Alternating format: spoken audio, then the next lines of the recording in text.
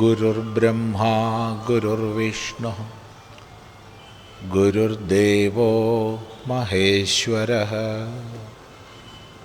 ഗുരുസാക്ഷാത് പരം ബ്രഹ്മ തസ്മൈ ശ്രീ ഗുരവേ നമഃ. ഓം സദാശിവസമാരംഭാം ശങ്കരാചാര്യമധ്യമാം അസ്മദാചാര്യപര്യന്താം വന്ദേ ഗുരുപരമ്പരാം. ഓം.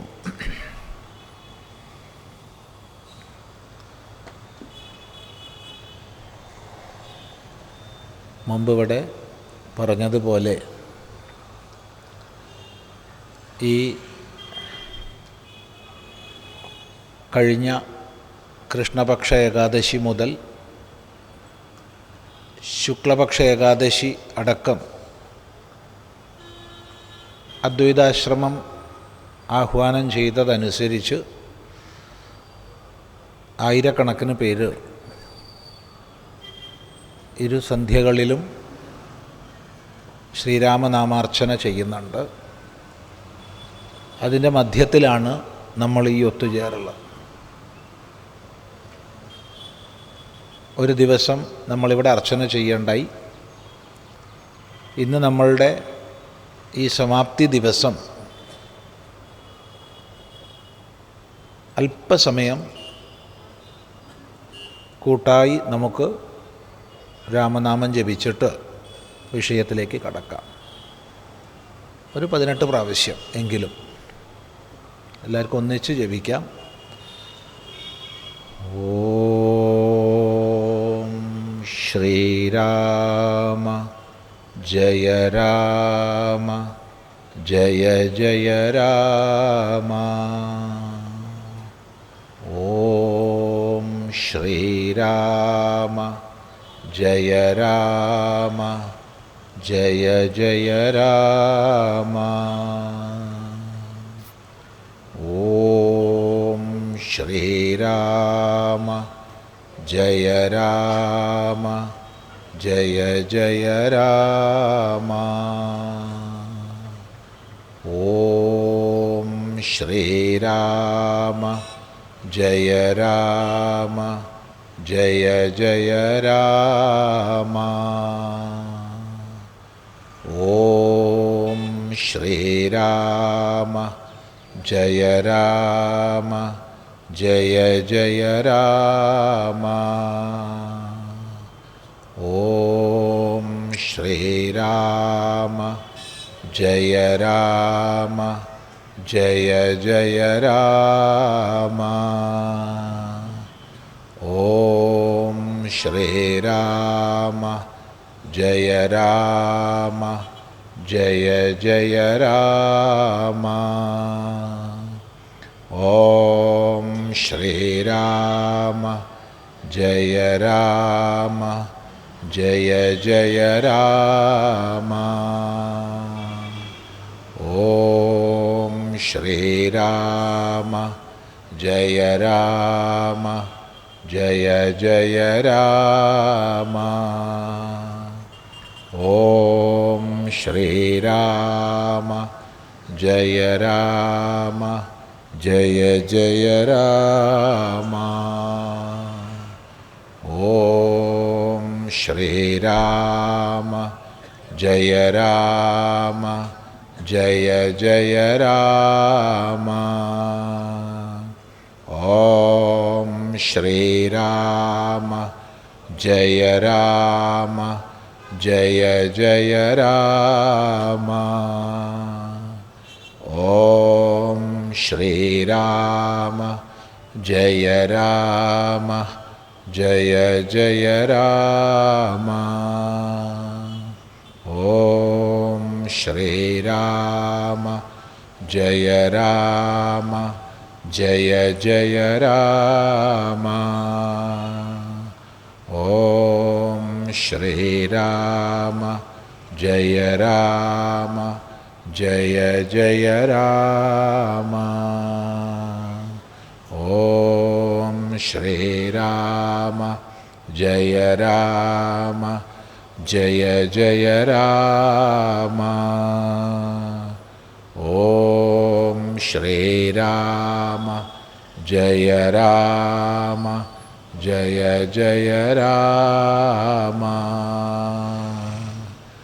ഓം ശ്രീരാമ ജയ രാമ ജയ ജയ രാമ.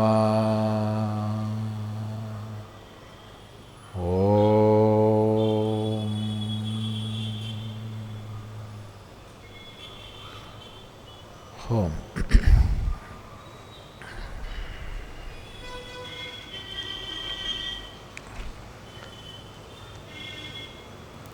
ശ്രീമദ് ഭഗവത്ഗീതയിൽ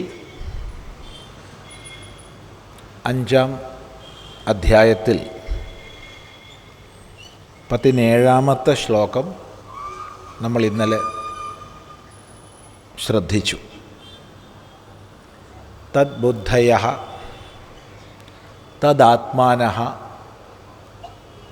തന്നിഷ്ഠാഃ തത്പരായണാഃ. അതുതന്നെ, അതിൽ തന്നെ ഉറച്ച ബുദ്ധിയോടൊത്തവർ, അത് തന്നെ സ്വരൂപമാർന്നവർ, അതിൽ തന്നെ നിഷ്ഠയോടൊത്തവർ, അത് തന്നെ പരായണമായവർ. ഏതു തന്നെ? കഴിഞ്ഞ ശ്ലോകത്തിൽ 16-ാം ശ്ലോകത്തിൽ പറഞ്ഞു, തേഷാം ആദിത്യവത് ജ്ഞാനം പ്രകാശയതി തത് പരം എന്ന്. ആ തത്, ആരുടെ അജ്ഞാനം തീർത്തും നശിച്ചിട്ടുണ്ടോ അവർക്ക് ജ്ഞാനം ആദിത്യനെ പോലെ ആ പരമമായതിനെ പ്രകാശിപ്പിക്കും എന്ന്. അതിൽ ഉറച്ച ബുദ്ധിയോടൊത്തവർ, അതുതന്നെ ആയവർ, അതിൽ നിഷ്ഠയോടൊത്തവർ, അതുതന്നെ എല്ലാം ആയവർ, തദ്ഭിന്നമായിട്ടൊന്നുമില്ല. അങ്ങനെയുള്ളവർ ജ്ഞാനനിർധൂത കൽമഷാഹ, ജ്ഞാനം കൊണ്ട് നിർധൂതമായ നിശേഷം കഴുകിക്കളയപ്പെട്ട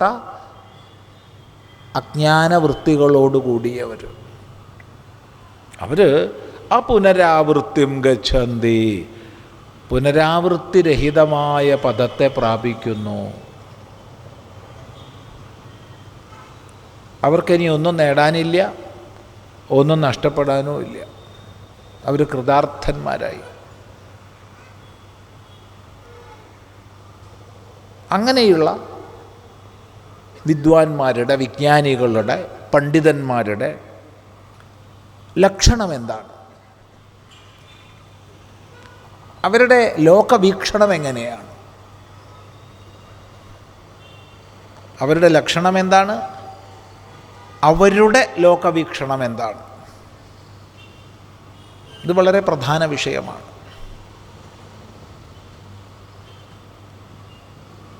സമത്വത്തെ,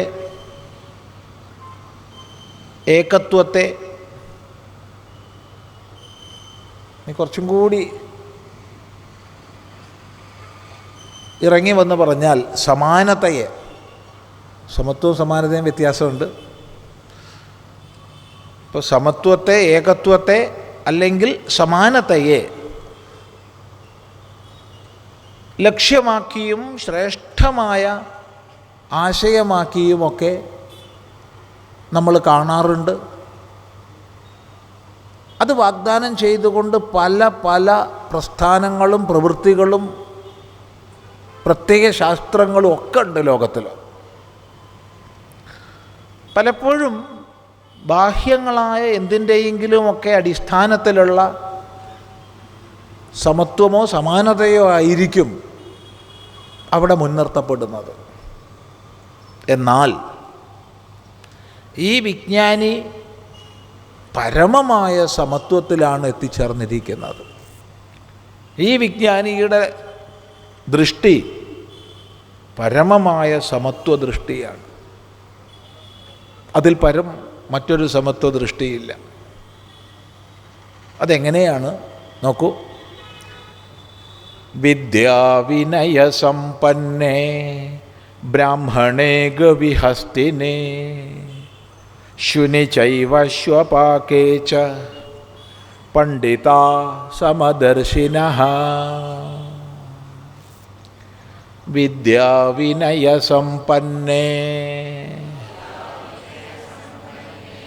ബ്രാഹ്മണേ ഗവിഹസ്തിനേ ശുനി ചൈവ ശ്വപാകേ ച പണ്ഡിതാ സമദർശിനഃ.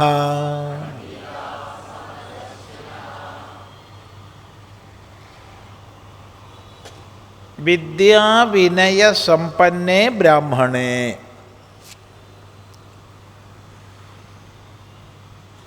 വിദ്യാവിനയസമ്പന്നനായ ബ്രാഹ്മണനിൽ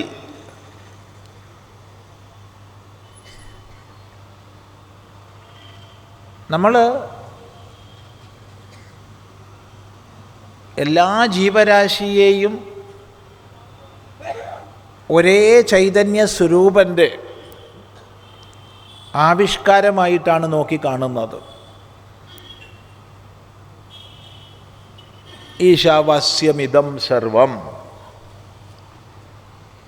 അല്ലെങ്കിൽ ബ്രഹ്മൈവേദം സർവം, ഇതെല്ലാം ബ്രഹ്മമാണ്.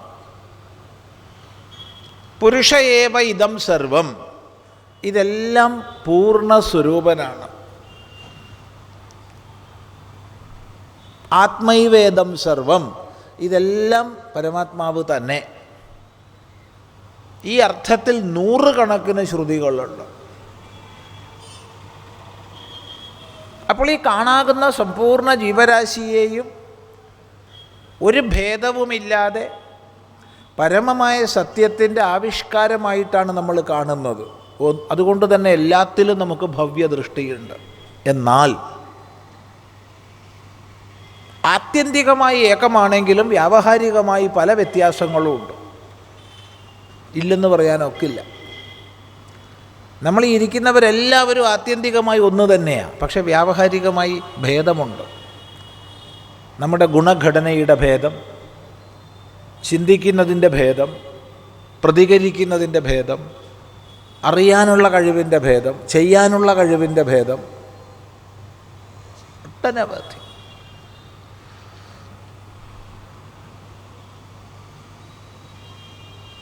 ഇവിടെ മുകളിൽ കുറേ പ്രകാശ സ്രോതസ്സുകളുണ്ട്. നിങ്ങൾക്ക് അവിടെയും ഉണ്ട് ധാരാളം. ഇതിനെല്ലാം പ്രകാശിപ്പിക്കുന്നത് ഒരേ ചൈതന്യമാണ്. പക്ഷേ അതിൻ്റെ അഭിവ്യക്തിക്ക് വ്യത്യാസമുണ്ട്. അവിടെ പ്രായണ എല്ലാം ഒരേ തരം തന്നെയാണ്. ഇവിടെ രണ്ട് തരം കാണുന്നുണ്ട്. അത് ആ സ്റ്റേജിലുള്ള ആളെ ദൂരെ കാണുമ്പോൾ ആ സവിശേഷതയ്ക്ക് അനുസരിച്ചിട്ടുള്ളതാണിത്. ഒരേ ചൈതന്യം വ്യത്യസ്ത പ്രകാരം അഭിവ്യക്തമാകുന്നു. ചൈതന്യത്തിൽ ഭേദമില്ല, പക്ഷെ അഭിവ്യക്തിയിൽ ഭേദമുണ്ട്. അങ്ങനെ നമ്മൾ പറയുമ്പോൾ സകല ജീവരാശികളിലും വെച്ച് ഏറ്റവും ഉത്കൃഷ്ടമായിട്ട് ശാസ്ത്രങ്ങളിൽ വാഴ്ത്തുന്നത് മനുഷ്യനെയാണ്. മനുഷ്യൻ ശ്രേഷ്ഠതമനാണെന്ന് പറയുമ്പോൾ മറ്റുള്ളവ മോശമെന്ന് അർത്ഥമില്ല. എല്ലാത്തിനെയും നമ്മൾ ആദരിക്കുന്നു. പക്ഷേ മനുഷ്യന് മഹിമ അധികം നാം കാണുന്നു. ദുർലഭം മാനുഷം ജന്മ, മാനുഷമായ ജന്മം ദുർലഭമാണ്. ഇനി ശ്രുതി തന്നെ പറയുന്നു പുരുഷോ വാവ സുകൃതം, പുരുഷോ വാവ സുകൃതം എന്ന്. ഈ മനുഷ്യൻ നല്ലപോലെ ചെയ്യപ്പെട്ടവനാണ്, മനുഷ്യൻ നല്ലപോലെ ചെയ്യപ്പെട്ടവനാണ് എന്ന് സാക്ഷാൽ ശ്രുതി പറയുന്നു.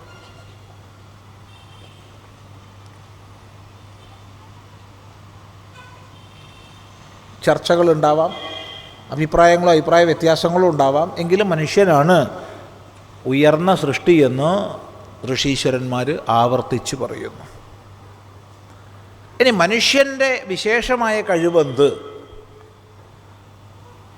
അത് പരിശോധിക്കുമ്പോൾ ജ്ഞാനേന്ദ്രിയങ്ങളുടെ വിഷയമെടുത്താലും കർമ്മേന്ദ്രിയങ്ങളുടെ വിഷയമെടുത്താലും മനുഷ്യന് തുല്യമോ അതിനേക്കാൾ മഹിമ ഏറിയതോ ആയിട്ട് മറ്റ് ജീവരാശികളുണ്ട്. സംശയമുള്ളവർ ഉറുമ്പിനെ നോക്കുക, വണ്ടിനെ നോക്കുക, തിമിംഗലത്തെ നോക്കുക, ഏത് ജന്തുവാ വേണമെങ്കിൽ നോക്കിക്കോളൂ, പരുന്തിനെ നോക്കുക. അത്ഭുതപ്പെടും, നമ്മൾ അത്ഭുതപ്പെടും. ജ്ഞാനേന്ദ്രിയങ്ങൾ 5ഉം കർമ്മേന്ദ്രിയങ്ങൾ 5ഉം പരിഗണിച്ചാലും മനുഷ്യനേക്കാൾ മഹിമയുള്ള ഒരുപാട് ജീവജാലങ്ങളെ നമുക്ക് കാണാം. നോക്കിയാൽ കാണാത്തത്ര ഉയരത്ത് പറക്കുന്ന പരുന്ത്, നോക്കിയാൽ കാണാത്തത്ര ചെറിയ പുഴുവ വരെ കാണുന്നു. എന്താ അതിൻ്റെ നേത്രശക്തി? 400 കിലോമീറ്റർ ദൂരെയുള്ള തൻ്റെ ഇണ ശബ്ദിക്കുന്നത് കേൾക്കുന്ന തിമിംഗലങ്ങൾ. എന്താ ശ്രവണശക്തി എന്ന് ചിന്തിക്കൂ. ആഴ്ചകളോളം ഇണചേർന്ന് നടക്കുന്ന ഷഡ്പദങ്ങൾ. എന്താ അതിൻ്റെ കർമ്മേന്ദ്രിയ ശക്തി?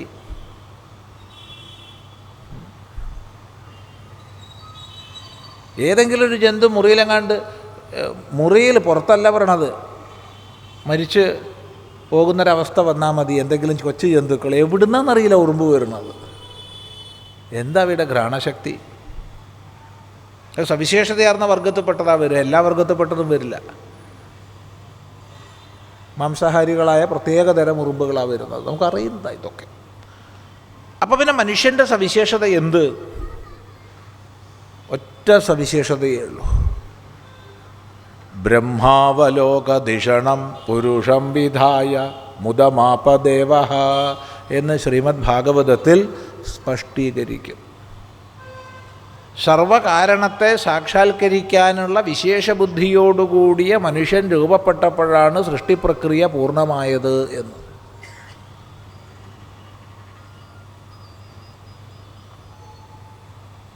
അപ്പോൾ എല്ലാ ജീവികളിലും ഉത്കൃഷ്ടൻ മനുഷ്യനാണെങ്കിൽ മനുഷ്യരിൽ വെച്ച് ഉത്കൃഷ്ടൻ അറിവുള്ളവനാണ്, വിദ്വാനാണ്, പണ്ഡിതനാണ്. മറ്റുള്ളവർക്ക് മഹിമ ഇല്ലെന്നല്ല, മനുഷ്യരിൽ ഏറ്റവും മഹിമയായിട്ട് നമ്മൾ ആദരിക്കുക വിദ്വാൻമാരെയാണ്. ബ്രഹ്മ അധീതം അനേന ഇതി. ഈ അർത്ഥത്തിൽ വേദം പഠിച്ചവനാണ് ബ്രാഹ്മണൻ. സത്വഗുണപ്രധാനിയാണ് ബ്രാഹ്മണൻ. ഗുണഘടന നോക്കിയാൽ ചാതുർവർണ്ണ്യം മയാ സൃഷ്ടം ഗുണകർമ്മ വിഭാഗശഃ ഇത്യാദി വാക്യങ്ങൾ ശ്രദ്ധിച്ചു കഴിഞ്ഞാൽ സത്വപ്രധാനമായ ഗുണഘടനയോടൊത്തവനാണ് ബ്രാഹ്മണൻ. അതുകൊണ്ട് മാത്രം ബ്രാഹ്മണനാവില്ല, അതിനുചിതങ്ങളായ കർമ്മങ്ങളെ ചെയ്യുന്നവനായിരിക്കണം. ഇവിടെ പ്രത്യേകം പറയട്ടെ, ബ്രാഹ്മണൻ എന്നൊക്കെ പറയുമ്പോൾ അത് ഹിന്ദുവുമായി ബന്ധപ്പെട്ടതെന്ന് ഒതുക്കേണ്ട ആവശ്യമില്ല. ലോകത്തിലെ ഏത് മനുഷ്യ സമൂഹത്തിലും ബ്രാഹ്മണ, ക്ഷത്രിയ, വൈശ്യ, ശൂദ്ര വിഭാഗങ്ങൾ ഉണ്ടാവും. ഹിന്ദുവാണോ, ക്രിസ്ത്യാനിയാണോ, മുസൽമാനാണോ, അല്ലെങ്കിൽ അറേബ്യക്കാരനാണോ, ആഫ്രിക്കക്കാരനാണോ, അമേരിക്കക്കാരനാണോ, ഏഷ്യക്കാരനാണോ എന്നൊന്നും നോക്കണ്ട. എല്ലാ സമൂഹങ്ങളിലും സത്വരജസ് തമോ ഗുണങ്ങളുടെ വ്യത്യസ്ത അനുപാതങ്ങളിലുള്ള ചർച്ചകളാൽ ബ്രാഹ്മണ, ക്ഷത്രിയ, വൈശ്യ, ശൂദ്രന്മാരുണ്ടാവും. അപ്പോൾ വിദ്വാനാണ് ബ്രാഹ്മണൻ.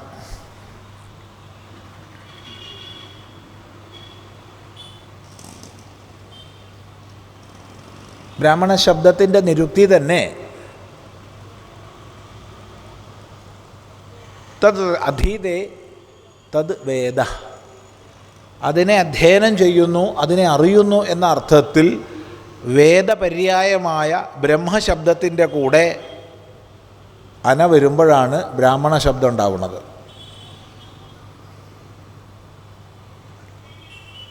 ന എന്നുള്ളത് ണ നായി മാറും, അങ്ങനെ ബ്രാഹ്മണ സിദ്ധമാകും. അപ്പോൾ വേദം പഠിച്ചവൻ, അറിവുള്ളവനാണ് ബ്രാഹ്മണൻ. ബ്രാഹ്മണരിൽ വെച്ച് ഏറ്റവും മികച്ചവനാര്? ചോദ്യം. വിദ്യ ശോഭിക്കുന്നത് വിനയം കൊണ്ടാണ്. വിദ്യയുള്ളവനാണല്ലോ വിദ്വാൻ ബ്രാഹ്മണൻ. വിദ്യ ശോഭിക്കുന്നതോ വിനയം കൊണ്ട്. വിദ്യ വിനയേന ശോഭതേ. വിനയം കൊണ്ടാണ് വിദ്യ ശോഭിക്കുന്നത്. ഔദ്ധത്യം ഗർവം കൊണ്ടല്ല. ഗർവം കൊണ്ടൊന്നും ശോഭിക്കില്ല. ഗർവം ഒരിടത്തും ശോഭിക്കില്ല. വിനയമാണ് ശോഭിക്കുന്നത്.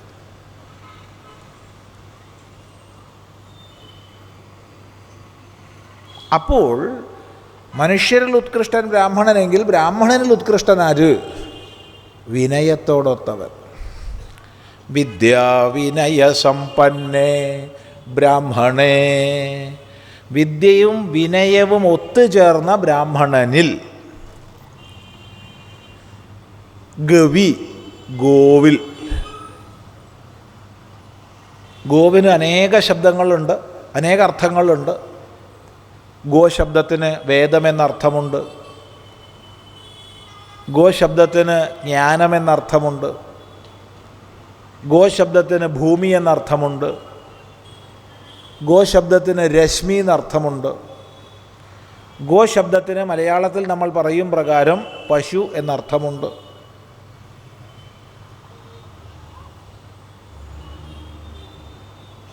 അനേക അർത്ഥങ്ങൾ. ഗോശബ്ദത്തിന് ഇന്ദ്രിയം എന്നർത്ഥമുണ്ട്. ഈ അർത്ഥങ്ങളെയൊക്കെ പരിഗണിച്ചിട്ട് വേണം ഗോപാലൻ, ഗോവിന്ദൻ തുടങ്ങിയ പദങ്ങളുടെ അർത്ഥം നിർദ്ധാരണം ചെയ്യാൻ. ഇവിടെ നമുക്ക് സാമാന്യമായ പശു എന്ന അർത്ഥം എടുത്താൽ മതി. ധേനു. ധേനു എന്ന് പറയണ്ട, പശു എന്ന് പറയാം മലയാളത്തിൽ. കാരണം ധേനു എന്ന് പറയണമെങ്കിൽ കറവുള്ളതായിരിക്കണം. കറവില്ലാത്തതിന് ധേനു പറയില്ല. ഇപ്പോൾ പശു.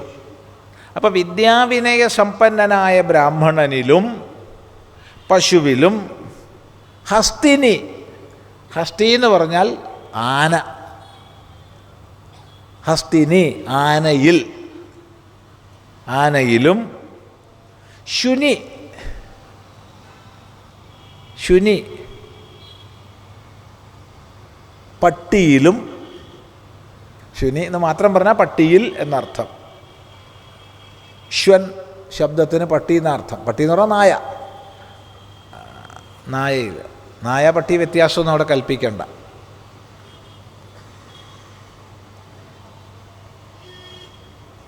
ശ്വൻ എന്നാണ് ശബ്ദം.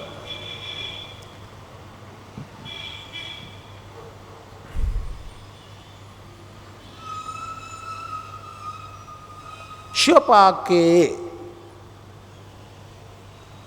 ശ്വപാകഃ എന്ന് പറഞ്ഞാൽ ശ്വാവിനെ, നായയെ പാകം ചെയ്ത് കഴിക്കുന്നവൻ. പട്ടിയിറച്ചി കഴിക്കുന്നവൻ, പട്ടിയെ കഴിക്കുന്നവൻ. ഇങ്ങനെ പലരെ പറഞ്ഞു ഇവിടെ. ഇവരിലെല്ലാം പണ്ഡിതാഹ സമദർശിനഃ. പണ്ഡിതന്മാർ സമദർശികളാണ്. അപ്പം വിദ്യാവിനയ സമ്പന്നനായ ബ്രാഹ്മണനിലും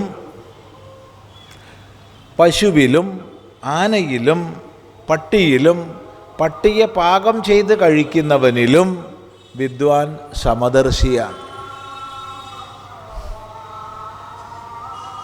സമത്തെ ദർശിക്കുന്നു. സമം പശ്യൻ ഹി സർവത്ര സമവസ്ഥിതമീശ്വരം നഹിനസ്തി ആത്മനാത്മാനം എന്ന് അന്യത്ര പറയുന്നുണ്ട്. സർവത്ര സമത്തെ ദർശിക്കുന്നവൻ, സമവസ്ഥിതനായ ഈശ്വരനെ ദർശിക്കുന്നവൻ എന്ന്. അപ്പം ഇവിടെ എല്ലാത്തിലും കുടികൊള്ളുന്ന ചൈതന്യവിശേഷം ഏകമാണ്, അദ്വിതീയമാണെന്നറിയുന്നു. അതാണ് പണ്ഡിതൻ്റെ ലക്ഷണം. അതാണ് പണ്ഡിതൻ്റെ വ്യവഹാരം. അതാണ് പണ്ഡിതൻ. തദ്ബുദ്ധയസ്തദാത്മാനസ്തന്നിഷ്ഠാസ്തത്പരായണാഹ എന്ന് കഴിഞ്ഞ ശ്ലോകത്തിൽ പറഞ്ഞ വിജ്ഞാനി, ജീവൻ മുക്തൻ എങ്ങനെ നോക്കി കാണുന്നു, എന്താണ് അയാളുടെ വ്യവഹാരം എന്ന് ചോദിച്ചാൽ അതിനുള്ള മറുപടിയാണ് ഈ ശ്ലോകം. ഇതാണ് പരമമായ സമത്വദൃഷ്ടി. ചിന്തിക്കുക. ഇവിടെ വളരെ ശ്രദ്ധിക്കേണ്ടുന്ന ഒരു വിഷയമുണ്ട്. പലപ്പോഴും ഭഗവത്ഗീതയെ വികലമായി വ്യാഖ്യാനിക്കുന്ന പലരും വിദ്യാവിനയ സമ്പന്നനായ ബ്രാഹ്മണനെയും പശുവേയും ആനയെയും പട്ടിയെയും പട്ടിയെ പാകം ചെയ്ത് കഴിക്കുന്നവനെയും പണ്ഡിതൻ ഒരുപോലെ കാണുന്നു എന്നർത്ഥം പറയാറുണ്ട്. അത് തെറ്റാണ്. അങ്ങനെയാണെങ്കിൽ ഇവിടെയെല്ലാം സപ്തമി വിഭക്തി ഉപയോഗിക്കേണ്ട ആവശ്യമുണ്ടായിരുന്നില്ല. ദ്വിതീയ ഉപയോഗിച്ചാൽ മതിയായിരുന്നു. ഇവിടെ വിഭക്തി സപ്തമിയാണ്. അതുകൊണ്ട് വിദ്യാവിനയ സമ്പന്നനായ ബ്രാഹ്മണനെയും പശുവേയും ഒരുപോലെ കാണുന്നില്ല. ചില ആധ്യാത്മിക പ്രഭാഷകന്മാരൊക്കെ അങ്ങനെ തട്ടിവിടാറുണ്ട്. വിദ്വാൻ എല്ലാത്തിനെയും ഒരുപോലെ കാണുന്നു. വിദ്വാൻ എല്ലാത്തിനെയും ഒരുപോലെ കാണുന്നുവെങ്കിൽ അയാളെ വേഗം തന്നെ വിളിച്ചു കൊണ്ടുപോയൊരു കണ്ണ് ഡോക്ടറെ കാണിക്കണം. കണ്ണിനെന്തോ വലിയ കുഴപ്പമുണ്ട്, അതുകൊണ്ടാണ് എല്ലാത്തിനെയും ഒരുപോലെ കാണുന്നത്. പശുവിനെ നോക്കുമ്പോഴും ആനയെ നോക്കുമ്പോഴും ഒരുപോലെയാണ് കാണുന്നതെന്ന് പറഞ്ഞാൽ ഒന്നുകിൽ അത് കണ്ണിൻ്റെ കുഴപ്പമാവാം, അല്ലെങ്കിൽ തലച്ചോറിൻ്റെ കുഴപ്പമാവാം. അത് നല്ല ഏത് ഡോക്ടറെയാണ് കാണിക്കേണ്ടതെന്ന് അവർ നിശ്ചയിക്കട്ടെ. ആദ്യം എന്തായിരുന്നു എളുപ്പം ഒരു കണ്ണ് ഡോക്ടറെ കാണിക്കണതാ. എന്നിട്ട് അവർ പറയും ഇത് പോരാ, നല്ലൊരു ന്യൂറോളജിസ്റ്റിനെ കാണിച്ചോളൂ പറഞ്ഞാൽ അങ്ങോട്ട് പോവാം. അല്ലാതെ വിദ്യാവിനയ സമ്പന്നനായ ബ്രാഹ്മണനെയും പശുവിനെയും പട്ടിയെയും ആനയെയും പട്ടിയെ പാകം ചെയ്യുന്നവനെയും ഒരുപോലെ കാണുന്നില്ല. ഒക്കെ വെവ്വേറാകൃതിയായിട്ട് തന്നെയാണ് കാണുന്നത്. മനുഷ്യനെ ഇരുകാലിയായിട്ടാണ് കാണുന്നത്, മറ്റതിനൊക്കെ നാൽക്കാലിയായിട്ടാണ് കാണുന്നത്.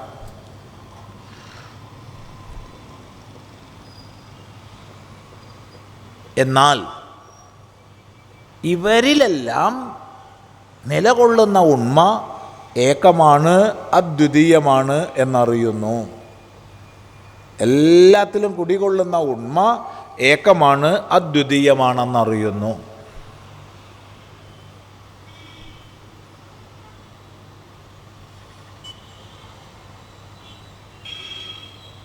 ചിന്തിക്കുക. എന്നിൽ ഞാനായും നിന്നിൽ നീയായും അവനിൽ അവനായും അവളിൽ അവളായും കുടികൊള്ളുന്ന ചൈതന്യ സ്വരൂപമേകമാണ്.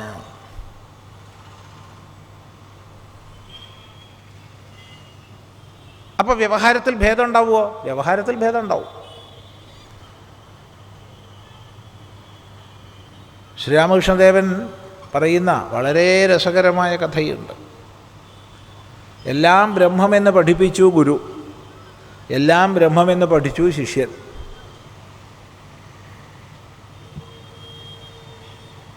എല്ലാം ബ്രഹ്മമാണ്, സർവം ബ്രഹ്മം.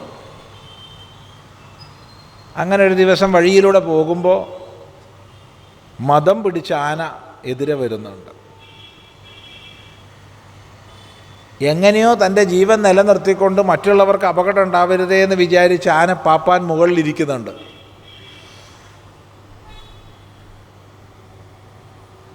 അയാൾ വിളിച്ചു പറയുന്നുണ്ട്, മാറിക്കോളൂ മാറിക്കോളൂ മാറിക്കോളൂ. അപ്പം നമ്മുടെ വഴിയെ പോകുന്ന കക്ഷി വിചാരിച്ചു, ഗുരുനാഥൻ പറഞ്ഞില്ലേ എല്ലാം ബ്രഹ്മമാണെന്ന്. അപ്പോൾ പിന്നെ എന്താ കുഴപ്പം? ഗുരുനാഥൻ്റെ വാക്കല്ലേ ഏറ്റവും വലുത്. അപ്പോൾ ആന ബ്രഹ്മമാണെന്ന് മനസ്സിലാക്കി. ആനയിൽ ബ്രഹ്മമാണെന്നല്ല മനസ്സിലാക്കിയത്, ആന ബ്രഹ്മമാണെന്നാണ് മനസ്സിലാക്കിയത്. വീണ്ടും ഒച്ചത്തിൽ മറ്റേയാൾ വിളിച്ചു പറഞ്ഞു, മാറിക്കോ ആന മതപ്പാടുള്ളതാണ്, മാറിക്കോളൂ, അപകടമാണ്. ഇയാൾ ഗുരുനാഥൻ്റെ വാക്ക് ഓർമ്മിച്ചു, എല്ലാം ബ്രഹ്മമാണ്. ആന പിടിച്ച് തുമ്പിക്കൈ കൊണ്ട് ഒരു ചുഴറ്റൽ, ഒരു ഏറും, എല്ലുകൾ അനേകം പൊട്ടി. പാവം എത്ര വേദന സഹിച്ചിട്ടുണ്ടാവും. എഴഞ്ഞ് എഴഞ്ഞ് എഴഞ്ഞ് ഡോക്ടറുടെ അടുത്തേക്കല്ല ആദ്യം പോയത്, ഗുരുവിൻ്റെ അടുത്തേക്കാണ്. 4 വർത്തമാനം ചോദിച്ചിട്ട് തന്നെ വേറെ കാര്യം. ഗുരുവിനോട് 4 വർത്തമാനം ചോദിച്ചിട്ട് വേറെ കാര്യം. പോകേണ്ടത് ഡോക്ടറുടെ അടുത്തേക്കായിരുന്നു. എന്താ പറ്റിയത് ശിഷ്യൻ എല്ല് മുഴുവൻ പൊട്ടി. എന്നിട്ടാണ് എന്തു പറ്റി? ആന ബ്രഹ്മമാണെന്നല്ലേ അങ്ങ് പറഞ്ഞത്, എന്നിട്ട് ഇതൊക്കെ തന്നെ ഉണ്ടായത്. അപ്പോൾ ഗുരു ചോദിച്ചു, സംസാരിക്കുന്ന ബ്രഹ്മം പറയുന്നത് കേൾക്കാതെ നീ സംസാരിക്കാത്ത ബ്രഹ്മത്തെ എന്തുകൊണ്ട് വിശ്വസിച്ചു? ആന ബ്രഹ്മാണെങ്കിൽ ആനപ്പാപ്പാനും ബ്രഹ്മല്ലേ? അയാൾ പറയുന്നു മാറിക്കോ മാറിക്കോ, ആ ബ്രഹ്മം പറയണതല്ലേ കേൾക്കേണ്ടത്, ഈ ബ്രഹ്മം പറയാത്ത ആൾ എന്താ കേൾക്കേണ്ടത്? ചിന്തിക്കോ. അപ്പോൾ ഓരോ അഭിവ്യക്തി എങ്ങനെയാണോ അങ്ങനെയാണ് അതിൻ്റെ പ്രയോജനം. അതിനനുസരിച്ചാണ് വ്യവഹാരം. അതുകൊണ്ട് പശുവോട് പെരുമാറുന്നത് പോലെ ആനയോട് പെരുമാറുന്നില്ല, ആനയോട് പെരുമാറുന്ന പോലെ പട്ടിയോട് പെരുമാറുന്നില്ല. പക്ഷേ എല്ലാത്തിലും കുടികൊള്ളുന്ന ഉണ്മ ഏകമാണ്, അദ്വിതീയമാണെന്ന് അറിയുന്നു. ഈ അറിവോടുകൂടി എല്ലാത്തിനെയും നോക്കിക്കാണാൻ വിജ്ഞാനിക്ക് സാധിക്കുന്നു. അതുകൊണ്ട് അവൻ ഒന്നിനെയും നിന്ദിക്കുന്നില്ല.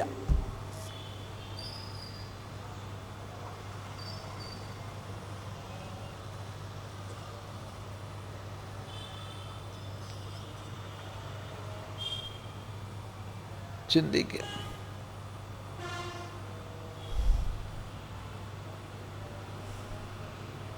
യാതൊരുവൻ സർവചരാചര പ്രപഞ്ചത്തിലും സമമായതിനെ ദർശിക്കുന്നുവോ അവൻ ഒന്നിനെയും നിന്ദിക്കുന്നില്ല. തത്തോ ന വിജുഗുപ്സതേ.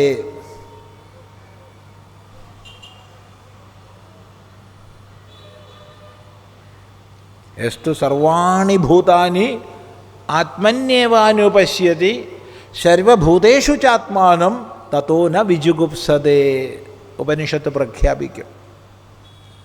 യാതൊരുവൻ സർവഭൂതങ്ങളിലും ആത്മാവിനെയും ആത്മാവിൽ സർവഭൂതങ്ങളെയും കാണുന്നുവോ ആ ദർശനാനന്തരം അവൻ ഒന്നിനെയും നിന്ദിക്കുന്നില്ല, അഥവാ രക്ഷിക്കാൻ ഇച്ഛിക്കുന്നില്ല. രണ്ടർത്ഥവും പറയാം. രക്ഷിക്കാൻ ഇച്ഛിക്കുന്നില്ല അഥവാ നിന്ദിക്കുന്നില്ല, രണ്ടർത്ഥം ശരിയാണ്.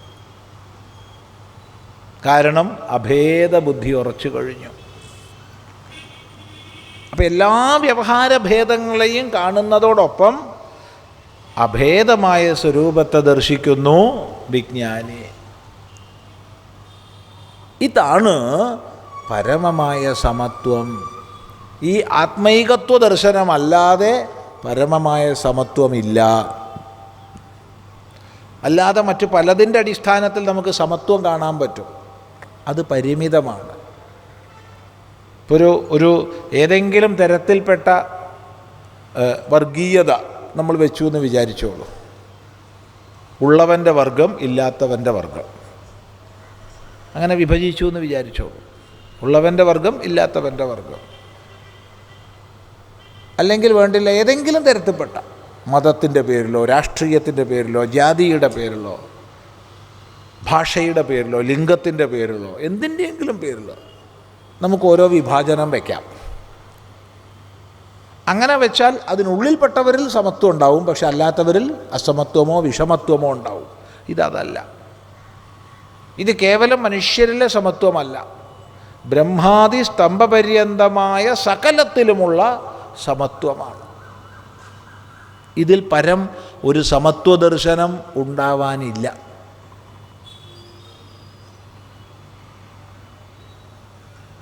ആവർത്തിച്ച് പറയട്ടെ, ഇതിൽ പരം ഒരു സമത്വ ദർശനം ഉണ്ടാവാനില്ല. ഇത് ആയിരം വർഷങ്ങൾക്ക് മുൻപ് ഋഷീശ്വരന്മാർ നമുക്ക് നൽകിയ ദർശനമാണ്. എല്ലാ ഭേദങ്ങളെയും കണ്ടറിയവേ അതിനനുസരിച്ച് വ്യവഹാരങ്ങളെ പാലിക്കാൻ കഴിയവേ ഒന്നിനെയും നിന്ദിക്കാതെ എല്ലാത്തിനെയും അതിൻ്റെ നിലയിൽ ആദരിക്കാൻ കഴിയുന്ന സമത്വ ദർശനം, എല്ലാത്തിൻ്റെയും സ്വരൂപം ഏകമാണെന്ന സമത്വ ദർശനം.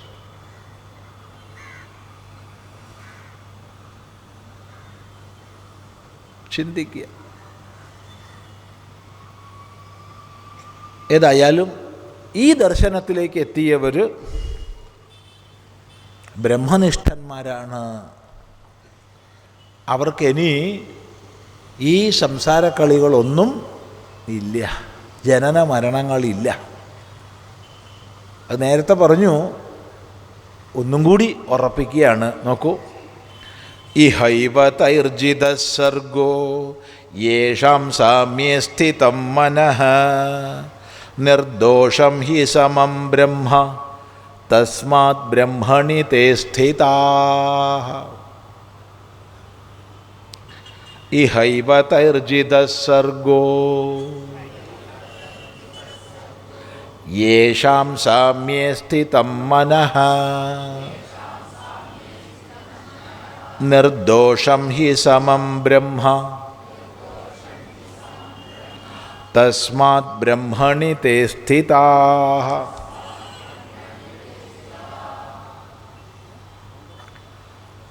ഇഹൈവ തൈഹി ജിതഃ സർഗഃ യേഷാം മനഃ സാമ്യേ സ്ഥിതം.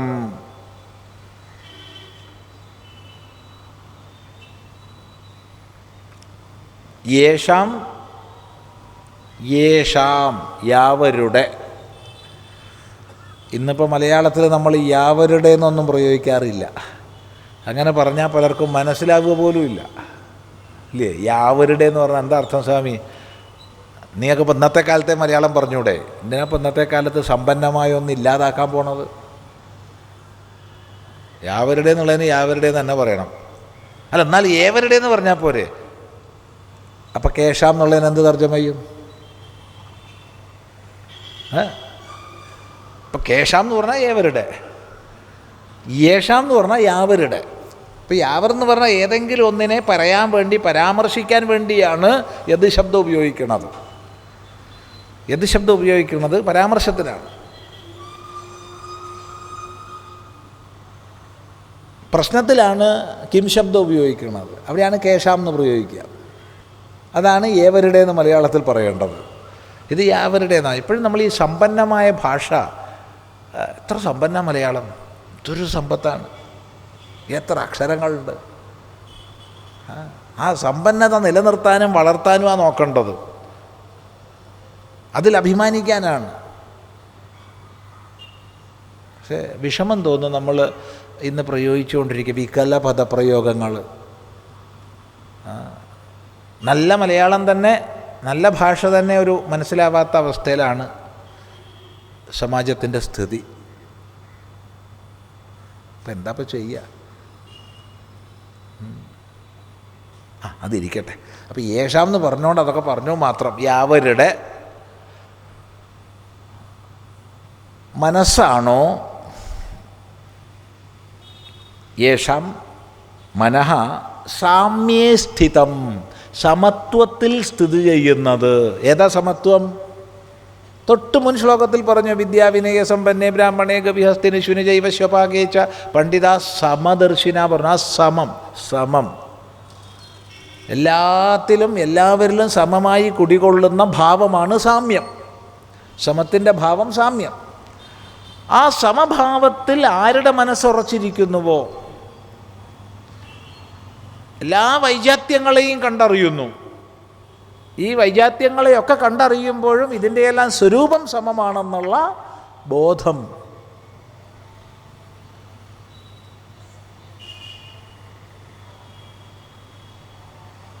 ആ ഒരു സമത്തിൽ ആരുടെ മനസ്സാണോ ഉറച്ചിരിക്കുന്നത്, സ്ഥിതമായിരിക്കുന്നത്, പ്രത്യേകം ശ്രദ്ധിക്കുക.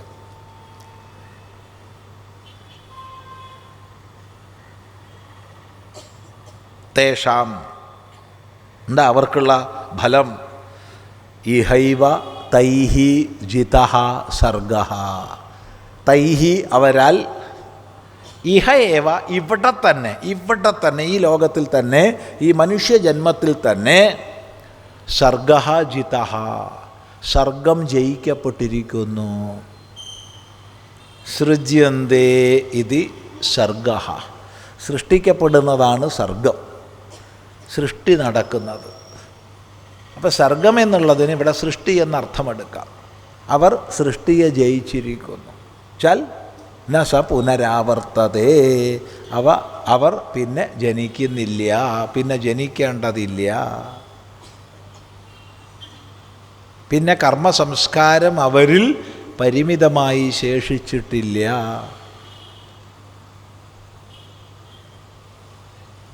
അവർ മുക്തരായിരിക്കുന്നു. ഈ ജനന മരണ ചക്രഗതിയിൽ നിന്ന് അവർ മുക്തരായിരിക്കുന്നു. ആരുടെ മനസ്സ് സമത്തിൽ ഉറച്ചതാണോ? എനിക്ക് വേദാന്തം കേൾക്കുമ്പോൾ, യുക്തിപൂർവ്വം മനസ്സിലാക്കുമ്പോൾ സമമാണ് സത്യം എന്നൊക്കെ മനസ്സിലാവുന്നുണ്ട്. പക്ഷേ പുറത്തേക്ക് അങ്ങോട്ട് പോകുമ്പോൾ അത് വിട്ടുപോകുന്നുണ്ട്. അപ്പോൾ ഉറച്ചിട്ടില്ല, അത്രയേ ഉള്ളൂ. ഉറച്ചത് സുഖം, ദുഃഖം, മാനം, അപമാനം, ശീതം, ഉഷ്ണം, പൂജ, പരിഭവം, സ്തുതി, നിന്ദ, ഇങ്ങനെയുള്ള ഏതവസ്ഥ വന്നാലും സമദൃഷ്ടി മാറുന്നില്ല. നമുക്ക് പലപ്പോഴും ബാഹ്യ സാഹചര്യങ്ങൾ അനുകൂലമാകുമ്പോൾ സമദൃഷ്ടിയൊക്കെ ഉണ്ടാവും. ഒരല്പം പ്രതികൂലത വന്നാൽ മതി ഇല്ലേ, അപ്പോൾ സമദൃഷ്ടിയൊക്കെ പോയി. അപ്പോൾ സ്ഥിതമല്ല, അപ്പോൾ സ്ഥിതമായിട്ടില്ല. അതിനാണ് സ്ഥിതം എന്നുള്ള വാക്ക് ഉപയോഗിച്ചത്.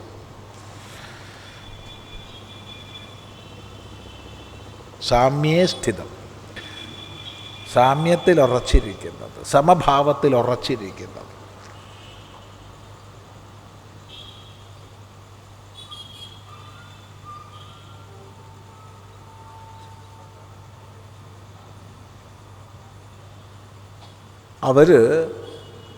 അവർ ജന്മത്തെ അതിക്രമിച്ചിരിക്കുന്നു. തേ ശുക്രമതിവർത്തന്തി ധീരാഹ, ഉപനിഷത്ത് പറയും. അവർ പുനഃ ജന്മത്തെ അതിക്രമിച്ചിരിക്കുന്നു. ധീരന്മാർ, അവർ ധീരന്മാരാണ്. അപ്പോൾ ഈ സമബുദ്ധിയെ, സമത്വദൃഷ്ടിയെ പ്രശംസിക്കുകയാണ് ഇവിടെ ചെയ്യുന്നത്. അതാണ് മോക്ഷപ്രദമെന്ന് ചൂണ്ടിക്കാണിക്കുക ചെയ്യുന്നത്. വ്യക്തമാണെന്ന് വിചാരിക്കുന്നു. ഇതാണ് വേദാന്തത്തിൻ്റെ പരമാവധി ദർശനം, സമദർശനം. ഇപ്പോൾ നമുക്ക് വിഷമദർശനം, പലതിനെ പലതായി, പലതിൽ പലതെന്ന്. എന്നാൽ വേദാന്ത ദർശനം പലതിൽ ഏകമെന്ന്. അവിഭക്തം വിഭക്തേഷു, വിഭക്തങ്ങളായവയിൽ അവിഭക്തമായ തത്വത്തെ കാണുന്നു. ചിന്തിക്കുക.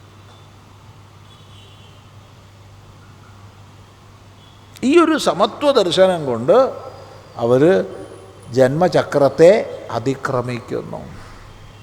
എന്നിട്ട് ഭഗവാൻ പറയുകയാണ്, എന്തുകൊണ്ടെന്നാൽ, അഥവാ നിശ്ചയമായും നിർദോഷം സമം ബ്രഹ്മ, ദോഷരഹിതവും സമവുമാണ് ബ്രഹ്മം.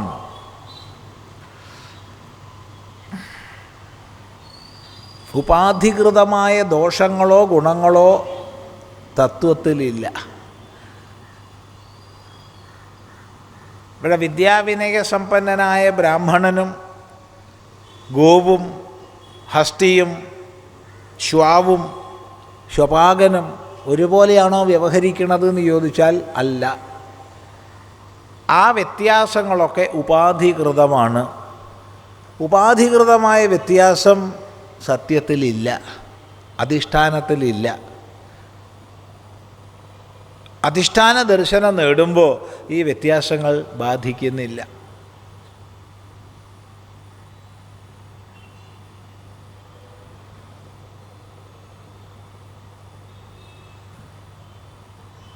ഞാൻ മഹാപാപിയാണ് സ്വാമി, ശരി, സന്തോഷം, അവിടെ ഇരുന്നോളൂ.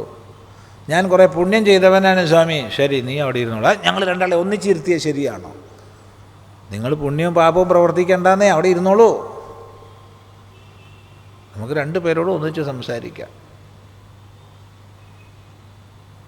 ചിന്തിക്കുക.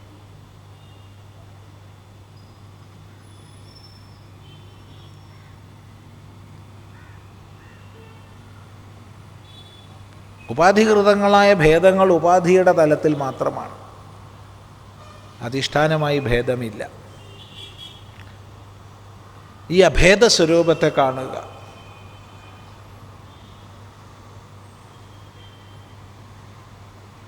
നോക്കൂ, നിർദോഷം ഹി സമം ബ്രഹ്മ. ബ്രഹ്മം സമമാണ്, നിർദോഷമാണ്, ദോഷരഹിതമാണ്. ഉപാധികൃതങ്ങളായ ദോഷങ്ങൾ അതിലില്ല, സമമാണ്.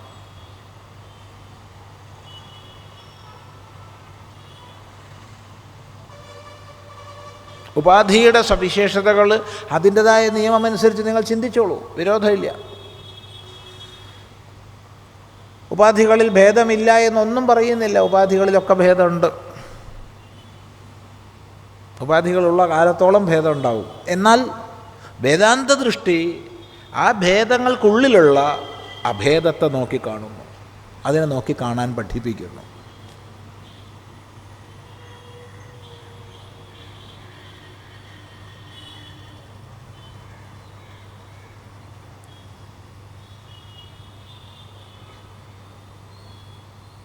അപ്പോൾ ഒരു മേഖലയിൽ പ്രവർത്തിക്കുന്ന ആളോട് അത് സംബന്ധിച്ച സംശയം ചോദിക്കുന്നു, മറ്റൊരു മേഖലയിൽ പ്രവർത്തിക്കുന്ന ആളോട് അത് സംബന്ധിച്ച സംശയം ചോദിക്കുന്നു. പക്ഷെ രണ്ടുപേരെയും ആദരിക്കുന്നത് ഒരുപോലെ തന്നെ.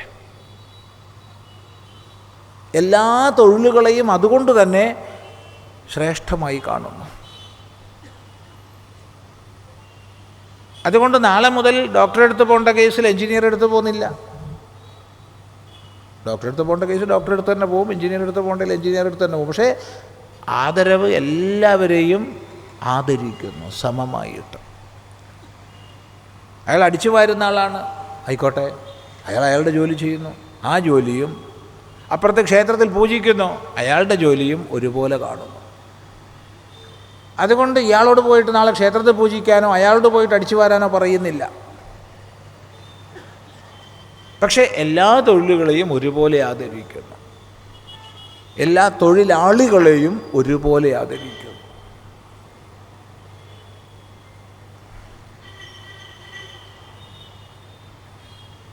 ചിന്തിക്കുക. ഇത് പ്രസംഗിച്ചുകൊണ്ട് കാര്യമില്ല. ഇത് നമുക്ക് വിദ്വാൻമാരിൽ മനസ്സിലാക്കണമെങ്കിൽ അവരുടെ പ്രസംഗം കേട്ടതുകൊണ്ടും പ്രയോജനമില്ല. വിദ്വാൻമാരുടെ കൂടെ കുറച്ചു കാലം താമസിക്കണം, അവരുടെ വ്യവഹാരങ്ങൾ ശ്രദ്ധിക്കണം. അവരെങ്ങനെ മനുഷ്യന്മാരോട് വ്യവഹരിക്കുന്നു, ഏറ്റക്കുറച്ചിലുണ്ടോ അവിടെ സമ്പന്നർ ദരിദ്രർ, പണ്ഡിതർ പാമരർ തുടങ്ങിയ ഭേദം കൽപ്പിക്കുന്നുണ്ടോ ഇല്ലയോ. പക്ഷേ ഇത് നിരീക്ഷിക്കണമെങ്കിൽ വേറെ പ്രശ്നമുണ്ട്. നമ്മുടെ ഉള്ളിൽ എന്തെങ്കിലും തരത്തിൽപ്പെട്ട അപകർഷതാഭ്രമമോ ഉത്കർഷതാഭ്രമമോ കുടിയിരിക്കുന്നുണ്ടെങ്കിൽ ആ ദൃഷ്ടിയിലായിരിക്കും നമ്മൾ അയാളുടെ വ്യവഹാരത്തെ നോക്കിക്കാണുക. അപ്പോൾ നമുക്കൊരിക്കലും പരമാർത്ഥം അറിയാൻ കഴിയില്ല.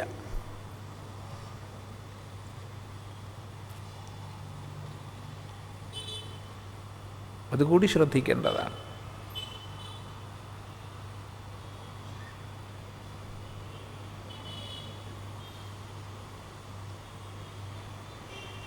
അതുകൊണ്ട് വേദാന്തം പരമമായ സമത്വ ദൃഷ്ടിയാണ് ഉപദേശിക്കുന്നത്. ആ സമത്വത്തിൽ ഉറച്ചു കഴിഞ്ഞാൽ സംസാരബന്ധനം ഇല്ല എന്നാണ് വേദാന്തം പഠിപ്പിക്കുന്നത്. നിർദോഷം ഹി സമം ബ്രഹ്മ. ദോഷരഹിതവും സമവുമാണ് ബ്രഹ്മം. പരമമായ സത്യം ദോഷരഹിതമാണ്, സർവത്തിലും സമമാണ്, സർവത്തിലും സമമാണ്.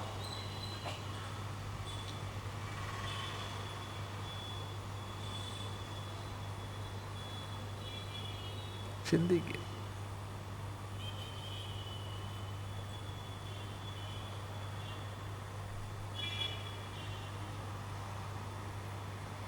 വളരെയധികം മനസ്സിലാക്കേണ്ടുന്ന പഠിക്കേണ്ടുന്ന ഗഹനമായ വിഷയമാണ്. വാക്കുകൾ വളരെ ലളിതമാണ്, പദാർത്ഥം മനസ്സിലാക്കാൻ ലളിതമാണിത്. നിർദോഷം ഹി സമം ബ്രഹ്മ, ദോഷരഹിതമാണ്, സമമാണ് ബ്രഹ്മം എന്ന വാക്കുകൾ മനസ്സിലാക്കാൻ വളരെ എളുപ്പമാണ്. പക്ഷേ ഇത് മനസ്സിലാക്കണമെങ്കിൽ നമ്മൾ മഹാപുരുഷന്മാരുടെ കൂടെ താമസിക്കേണ്ടി വരും, ദീർഘകാലം. ചിലപ്പോൾ ഒരു നിമിഷം താമസിച്ചാൽ മതിയാവും. അത് നമ്മുടെ സ്വീകരിക്കാനുള്ള ക്ഷമതയ്ക്കനുസരിച്ചിരിക്കും.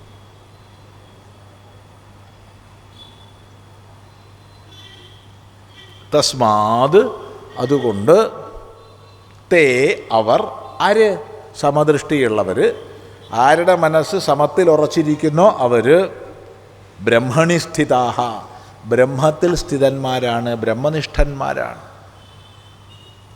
അവർ ബ്രഹ്മനിഷ്ഠന്മാരാണ്. അവർ നിലകൊള്ളുന്നത് പരമമായ ബ്രഹ്മത്തിലാണ്.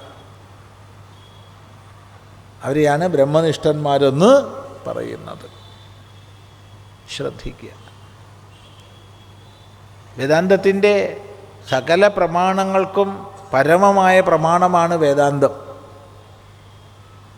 എന്നാൽ വേദാന്തത്തിനും പ്രമാണഭൂതന്മാരാരാന്ന് ചോദിച്ചാൽ ബ്രഹ്മനിഷ്ഠന്മാരാണ്. കാരണം അവരെ കാണുന്നതിലൂടെയാണ്, അവരെ അറിയുന്നതിലൂടെയാണ് വേദാന്തത്തിൽ പോലും സത്യത്വബുദ്ധി ഞാൻ സമ്പാദിക്കുന്നത്. ശ്രദ്ധിക്കുക. അതുകൊണ്ട് ഈ ശ്ലോകം നല്ലപോലെ ഹൃദിസ്ഥമാക്കുക, അതിൻ്റെ താത്പര്യം ഹൃദിസ്ഥമാക്കുക. അത് ഒരു വർഷം അനുസന്ധാനം ചെയ്യുക.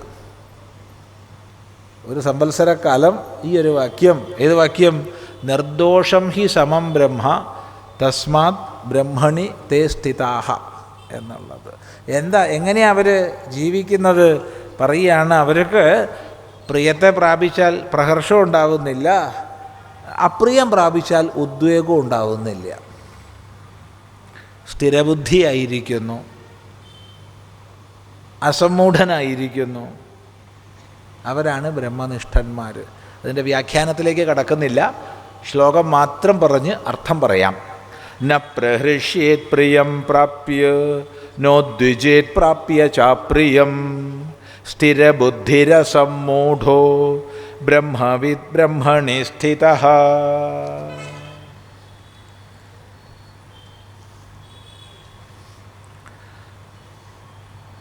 ന പ്രഹൃഷ്യേത് പ്രിയം പ്രാപ്യ നോദ്വിജേത് പ്രാപ്യ ചാപ്രിയം സ്ഥിരബുദ്ധിരസമ്മൂഢോ ബ്രഹ്മവിദ് ബ്രഹ്മണി സ്ഥിതഃ. അങ്ങനെയുള്ള ബ്രഹ്മനിഷ്ഠൻ്റെ ലക്ഷണം പറയുകയാണ്. ന പ്രഹൃഷ്യേത് പ്രിയം പ്രാപ്യ, പ്രിയമായതിനെ പ്രാപിച്ചാൽ പ്രഹർഷമുണ്ടാവുന്നില്ല. ഹർഷവും വിഷാദവും ഒരുപോലെ അപകടമാണ്. ദുഃഖം വന്നാൽ സാധാരണ വിഷാദം വരും, വിഷാദം കൊണ്ട് തകരും. എന്തെങ്കിലും പ്രിയം വന്നാലോ ഹർഷം വരും, ഹർഷം കൊണ്ടും തകരും.